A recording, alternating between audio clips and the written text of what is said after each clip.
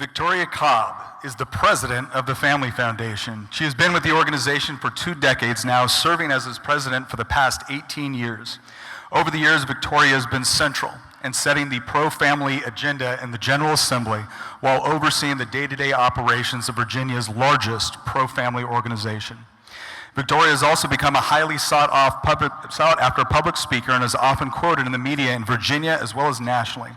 Through her leadership and vision, she has turned the Family Foundation into a sophisticated advocacy organization with top-flight professionals without abandoning its strong biblical values. When not leading the oldest and largest pro-family group in Virginia, she devotes her time to her family as a mother of 4 children and wife to her husband, Matt. Please join me in welcoming the president of the Family Foundation, Victoria Cobb.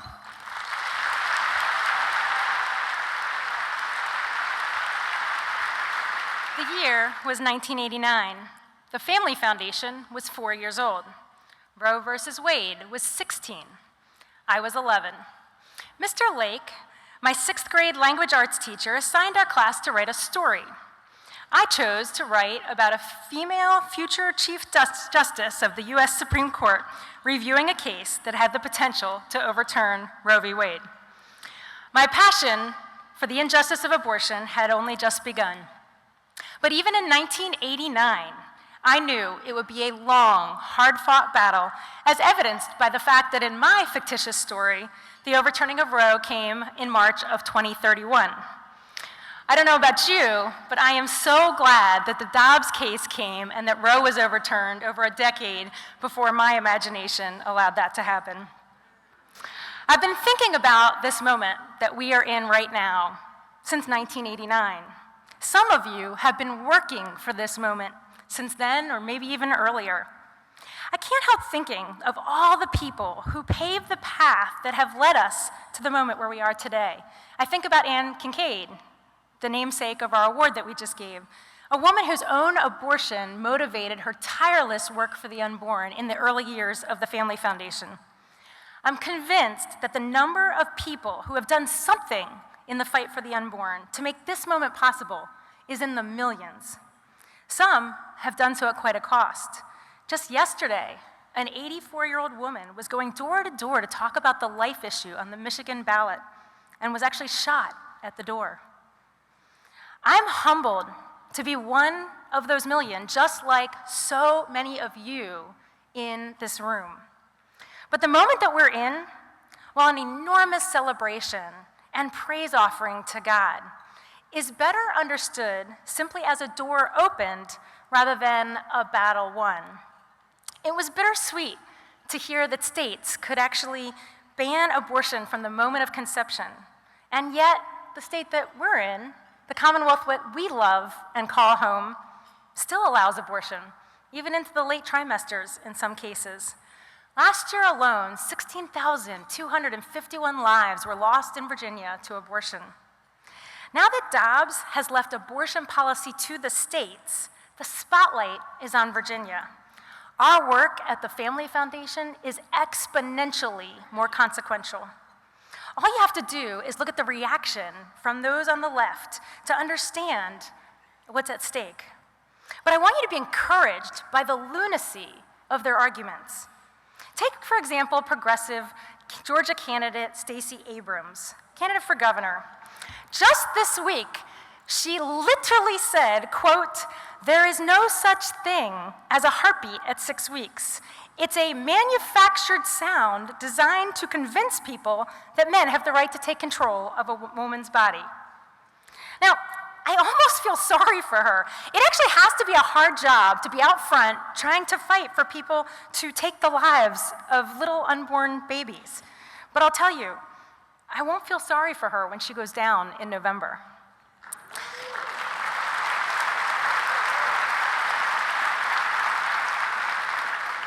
The evil permeating lost souls like hers will be defeated. The time has come to shine the light of life into every corner in our Commonwealth. Our opportunity is here. It is now. And tonight, I'm here to tell you, at the Family Foundation, we are ready. No other group in Virginia has more legislative experience navigating pro-life proposals through the General Assembly. No other group was part of passing almost every pro-life law that has been passed here in Virginia, starting with the early days of helping Governor George Allen pass the parental notification bill, or shepherding the abortion center safety standards through the Board of Health in a multi-year battle. We know what it takes. Even now, as Governor Youngkin readies a 15-week bill and other legislators are working on a life from conception proposal, you'll find our Director of Government Relations, Todd Gackey, right in the center of it all. I know you know that we don't yet have a pro-life Senate. You've probably heard State Senator Louise Lucas proudly proclaim defeat for any bill that would possibly bring life to our unborn. The culture of death is stepping out from the guise of women's health care to reveal its true hideousness. There are those in Virginia and our nation who truly see the killing of an unborn child as not only a right, but something to be celebrated. But don't lose heart. After the Georgians take care of Stacey Abrams this fall, we're going to take care of our state Senate next fall.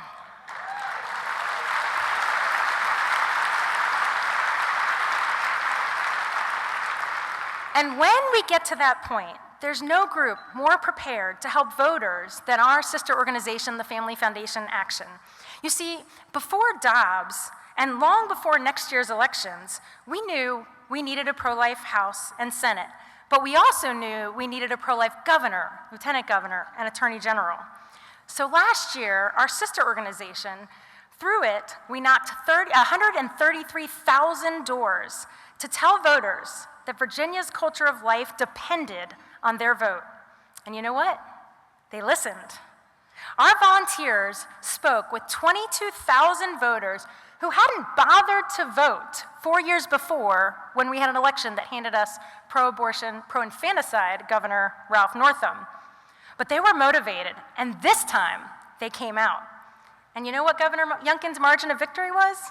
About 64,000 votes. Personally, I don't mind knowing that the Family Foundation Action played a pivotal role in getting about a third of what Governor Youngkin needed to get to the top. You see, we didn't wait until it was showtime for the cause of life to start talking to voters. We started this type of direct voter engagement in 2019. Already this year, we've hit about 50,000 doors in the 7th Congressional District. And by the time we start working to get that pro-life House and to get that pro-life Senate in 2023, we will have made 1 million voter contacts since we began our work there. I remind you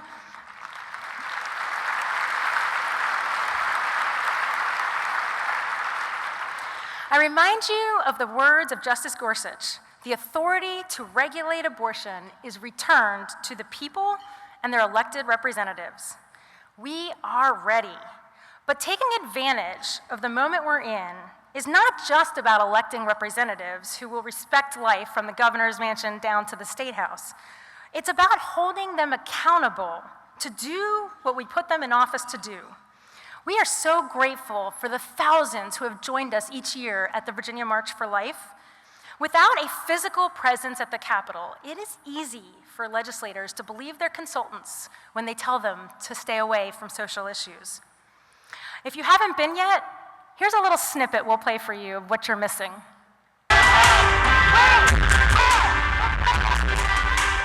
Well, I'm governor and I'm pro-life and we're marching today. It wasn't a very hard decision at all. You might have noticed that in some states, the pro-life fight looks like ballot initiatives or constitutional amendments. But that's okay, because we've been preparing for that too. We did it before when we successfully led Virginia, passing the Virginia Marriage Amendment in 2006, and we're ready to do it again. Today, we are building up a force at the local level. Yes, right now, our speak-up teams in places like Fairfax and Charlottesville and Hanover are putting their school boards on the run by demanding that parents have the final say in things like bathroom policies.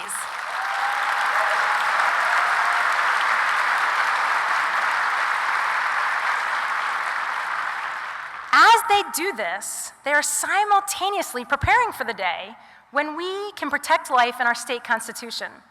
You see, by that point, we're going to need a localized effort of ambassadors for life in every community, and we're going to need precinct captains in every polling place. Tonight, a few of our Speak Up directors, our leaders of our teams are here. Would you guys stand while we applaud your efforts at the local level?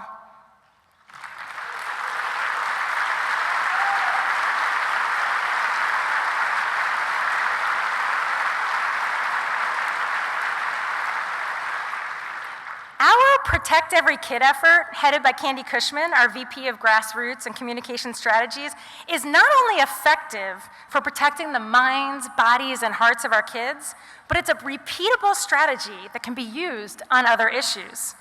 I've spent much of this year going around to other states to share hope by telling the story of the connection between our Protect Every Kid campaign and our election outcomes.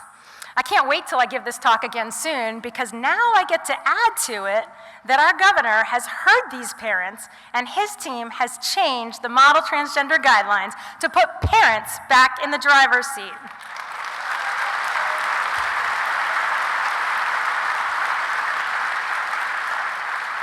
You'll see when you leave tonight, we have a large thank you card in the lobby. Please sign your appreciation to our governor. But we also have here tonight both Elizabeth Schultz and Tom Wilson, who are representing the new Department of Education. Would you share your appreciation for their efforts? Stand up. Go ahead and stand up.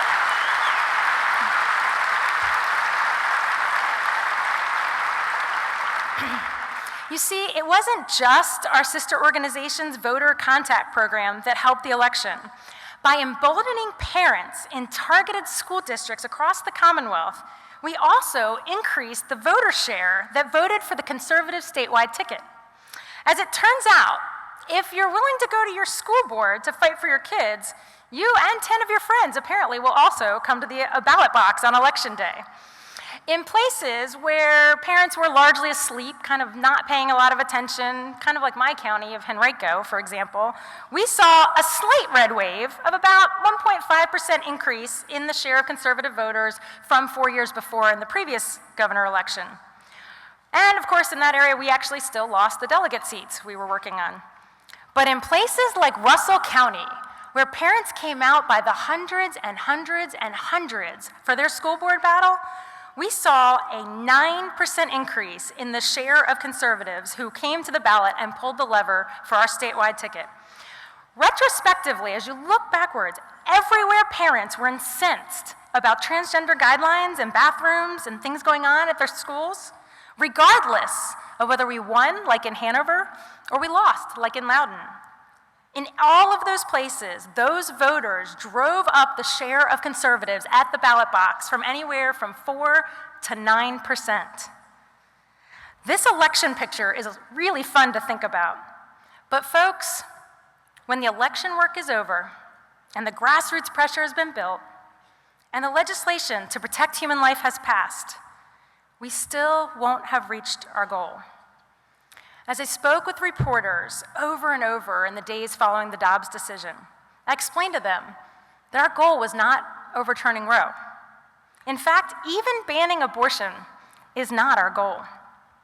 Our goal is a Virginia whose people and culture so value the potential and uniqueness of every single human life, abortion becomes unthinkable.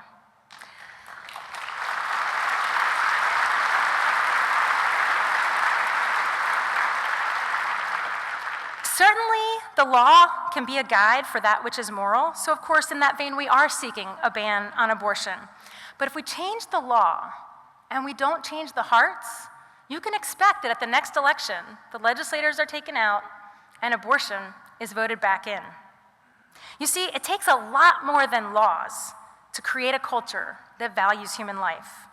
That's why we spent this spring organizing 13 pastor events across our Commonwealth with the leaders of the body of Christ, telling them how they can do more. During our Be Thou My Vision tour, we painted a picture for them of what it would really mean if we didn't just pray, "Thy kingdom come on earth as it is in heaven," but we actually became vessels for doing that. We gave them a resource created by our friends at Susan B. Anthony Pro-Life America. Her plan, as they call it, allows a pastor to look at their area and actually learn about all the entities locally that can meet the needs of women who consider abortion. Every church ought to be partnered with their local pregnancy resource center. Every church ought to know where the food bank is and who can supply a job for a woman in need. The list goes on, but her plan has made Virginia a no-excuse state for pastors. If you didn't know how to help a woman before when they find themselves in an unplanned pregnancy, you sure do now. Speaking of pastors, we are thrilled to have Mike Marici to add him to our team, and you won't want to miss what he's going to be doing with pastors to help legislators view the church as a partner, ready to be a part of the solution for challenges they face, like foster care and other things. I'll give you one more hint. It'll be the Family Foundation's first directly evangelistic effort led by pastors, and the mission field will be our state capital. Stay tuned for more on this soon.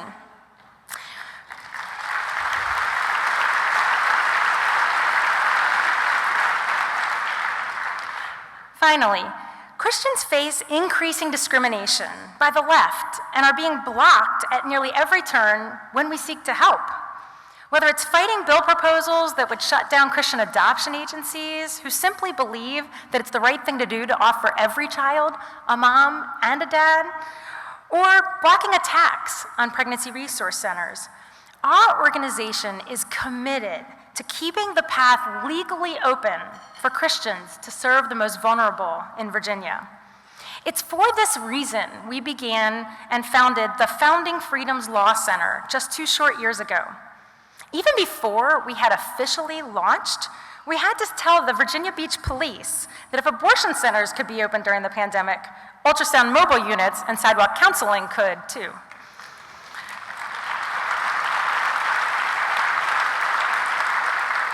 Today, there's actually a set of twins walking around, probably in Virginia Beach, who wouldn't be here if that sidewalk counseling and mobile unit weren't there that day, if they had been taken off the street. Sometimes the work of our legal center is even more direct, as earlier this year, our attorney, Josh Hetzler, and our paralegal, Mary Truitt, found themselves at the back door of an abortion clinic in Richmond, escorting a teen out the back door whose parents were pressuring her to abort the child in her womb, sitting in the reception area. That teen is near her due date and living safely with a family member. We hope to meet that new life soon. Well, some lives saved, we get to meet, but many will never know. Like the babies born of women who do not get an abortion in Russell County, Virginia, because just last week, with the help of our law center, that county passed a resolution declaring itself a county that is a sanctuary from abortion.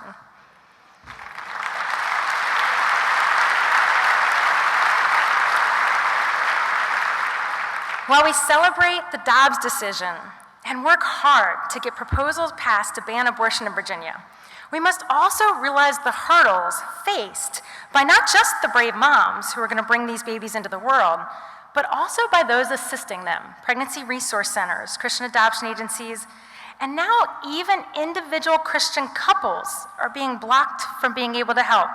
Take a look at a short video about a family we're helping with the Founding Freedoms Law Center. Ben and Carly Hathaway had a call towards foster care and adoption from their earliest days, even before getting married. But we felt like where we were, we wanted to be obedient.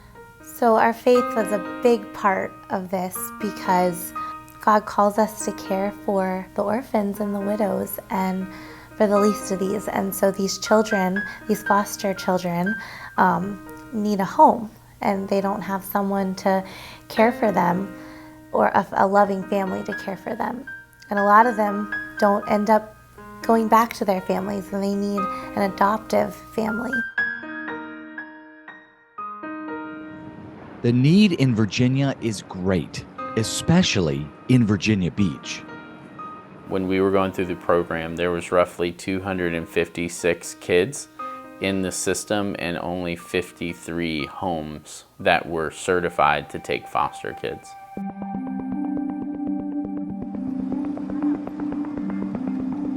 But they never expected that the very faith that had inspired them to care for the orphans in their community would be the very reason their local Department of Social Services denied them. In a recorded phone conversation, the local DSS employee made it clear that because of their biblical beliefs, it would be impossible for them to love and care for any child in a way that was acceptable to the city.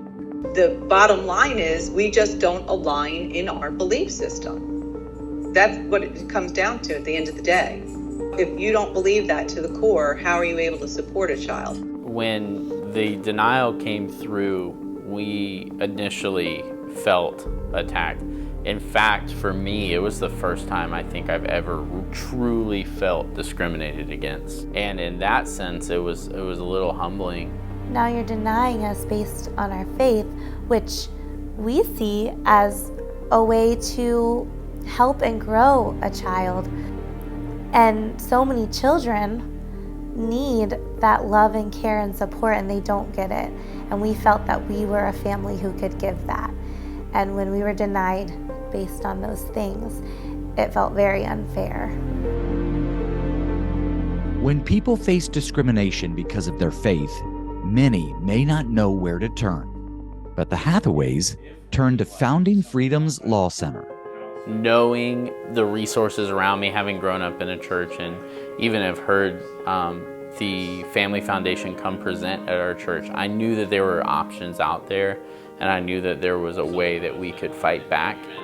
It's become clear that the Founding Freedom's Law Center is so very needed right now in Virginia. I don't think the complaint itself is going to have any bearing on that. Many on the secular left claim that pro-life people of faith are only concerned with the unborn life in the womb, or that they ignore the needs of kids to be in a loving home.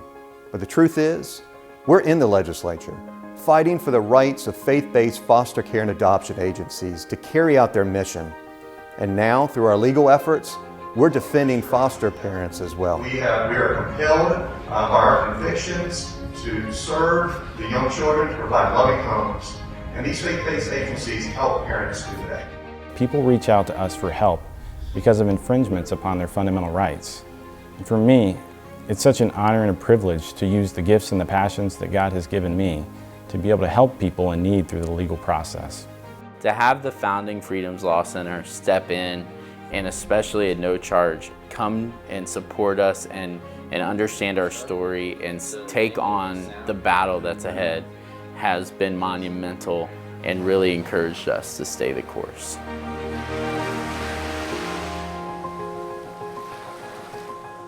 With the addition of the Law Center, regardless of who's in power in the governor's office or the General Assembly, we can stay in the fight. Now we can fight for your freedoms in any courtroom in Virginia. Knowing that the Founding Freedoms Law Center is going to be in our corner and support us and see us through this with no cost to us is just a blessing and something that gives us confidence moving forward.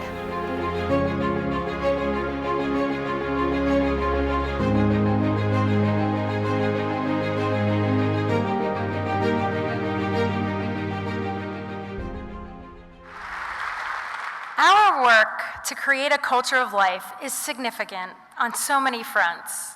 And at the Family Foundation, our sister organization, the Family Foundation Action, and Founding Freedoms Law Center, we feel honored and privileged to be able to contribute to the cause. But we can't do this alone. Building a culture of life takes the collective acts, great and small, of grace and love and compassion from every life-loving man, woman, and child in this great Commonwealth.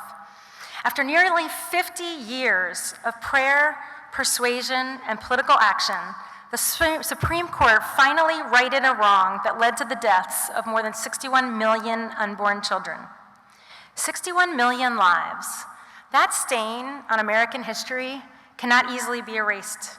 But today, we can stop for a moment and thank God for his tremendous blessing, a huge answer to prayer, and the expanded opportunity we now have to protect and value innocent human life. And tonight, I can promise you, the Family Foundation is ready. But here's my question to you. Are you? Are you ready to join us? Are you ready, pastor? Are you ready, mom and dad? Are you ready, business leader? Are you ready, legislator? Are you ready for the fight? I hope so. We need all of you for the fight that's coming. I urge you right now to commit to doing all you can do to help us fulfill the opportunity given us by these simple words. The power to protect the unborn is returned to the people. Now it's your turn. Are you ready?